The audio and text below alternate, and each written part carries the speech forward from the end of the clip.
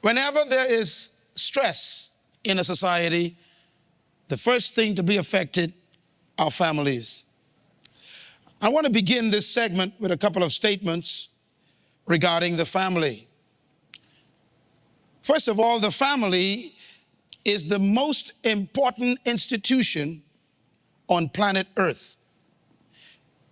It is not the government, nor the church, nor the schools, but it is the family that's most important on earth. As a matter of fact, the most important person in our lives is God Himself. And the first institution God created was not the government, not the school, not even the church. The first institution God created was the family. The family is also the first community. This is why when you were born in the context of a community. The family is the first community on planet Earth. The family is also the key to national success. Let me put it this way. The family is the oldest institution on earth. It is older than government, older than the church, older than schools, the banks, and other institutions that we celebrate so much. The family is also God's ideal institution. That means the family is really the cure for all of our social ills, all of our psychological challenges, all of our emotional problems in a country, and all of our spiritual ills. The family is the solution to all of our problems in our community. Also, the solution to all of our national problems is the family. And we've got to go back and rediscover the family. We got to recover the family. Then we have to restore and restructure the family. I don't think any institution has been battered and beaten, mutilated, destroyed and corrupted more than the family. The family in the 21st century is hanging on for dear life. As a matter of fact, the family is the key to a stable, productive, sensitive, and healthy nation. I want to talk briefly about the ideal family. And this is very important to note. When Jesus came to earth, the entrance of Jesus Christ into planet Earth was through a family. He came in the context of a mother and a father. I don't think you can have a higher standard for the value of the family. God refused to come to earth as an angel. He refused to drop from the sky like Topsy. He made sure that he established the importance, the value, the priority, and the necessity of the family. He himself, the one who created the universe, the one who spanned 500 million galaxies and created over 50 billion planets that they've counted so far, he decided to come to a planet through a family. In Luke chapter 2, verse 51, these words are written. Then he, Jesus, went down to Nazareth with them, his parents, and was obedient to them. But his mother treasured all these things in her heart. And Jesus grew, not in a monastery, not in a convent, not isolated in some foreign place. He grew in wisdom and stature and in favor with God and man in a family. And that's what God intended for you and me. I believe one of our greatest challenges today is defining the family. In the book of John, it says, does not the scripture say that Christ will come from David's family and from Bethlehem, the town where David lived, end quote. Christ didn't just show up. He came from a family line. This is important to us when we talk about family. Your family is your history and your future. He didn't just pop into the earth. He came from a line all the way from Abraham, promised by God. And he came to the line of David. So what is the family? I think this is where we have a problem today. I did some research for you. You want to write this down? The family is defined as a group of individuals living together under one roof, usually under one head. That is the the dictionary definition of a family. But in the Bible, there's a word used for family.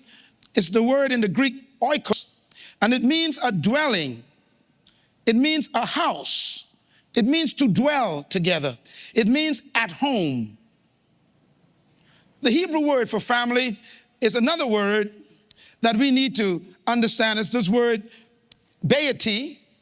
And this word beiti means household, including servants and dependents. It's very important. If you got a in-house maid, or you got someone working in your home in the garden, the Bible says they are considered a part of your family. If somebody is looking after your children in your absence in the day, they are not an employee. According to God, they are family. That means they don't teach your kids what you don't teach your kids. They don't use words in your home that you don't use. They don't teach values that you don't teach your kids. This is why it's important to be careful who you allow to come under your roof, because they are supposed to be family. Let me define family for you from the context of Scripture. It's a very long definition. A family is a dwelling created as a result of marriage between a male and female who become parents that produce or adopt children committed to parental care and nurturing of the same, to reproduce themselves in character, values, conviction, through love, discipline, and example. What a long definition. That's what we have lost. I put it to you that one of our reasons why we lost the family is because we have thrown away a connection with the ideal. Everybody say ideal.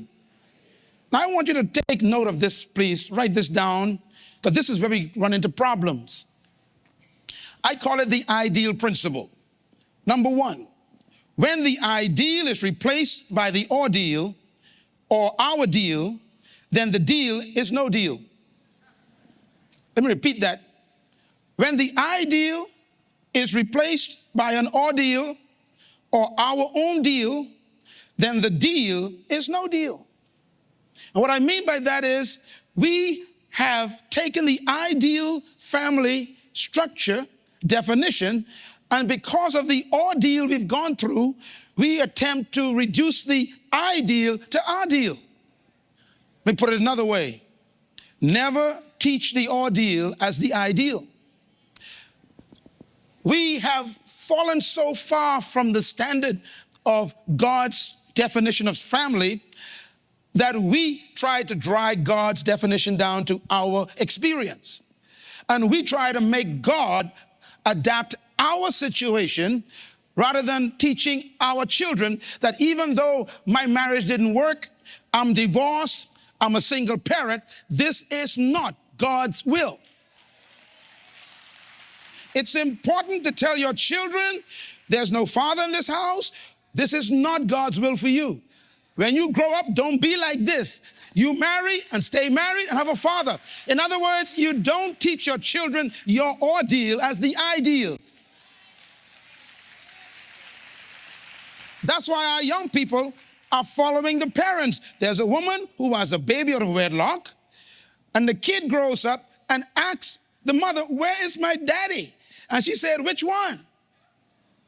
And then the kid begins to see men coming around who are not his father or her father, and the mother acts as if this is normal. This is not normal. Tell the kid, I made a mistake. I had a misjudgment. I sinned. This is not God's will. You are not illegitimate. I am illegitimate. You didn't sin. I sinned. You are pure. I was impure. I don't blame you. I blame myself. But this is not God's perfect will for a family. Tell the kid the truth. Clap loud. As a matter of fact, write this down. Never lower the standard to the circumstances. Because your marriage didn't work, or because you got pregnant out of wedlock, or as a man, you got a kid out of wedlock, you better make sure that all of your children know that is not God's standard. Don't allow yourself to drag God's standard down to your circumstances. You're supposed to take your circumstances and lift them up to God's standard. That is how we protect the family. Write this down, please. Compromise of the ideal devalues the original. That's why your kids don't know what a family is. You ever notice that mothers and fathers who have kids out of wedlock, their kids normally have kids out of wedlock? Why? Because they have taken the standard as the standard. And the problem is, if you got a kid out of wedlock and your daughter has a kid out of wedlock, you can't say nothing to her unless you were telling them about the ordeal and the ideal. This is why it's tough for you to correct your children, because you have not been to the standard. Listen, God is not angry at the mistake you made. He just don't want you to teach it as truth.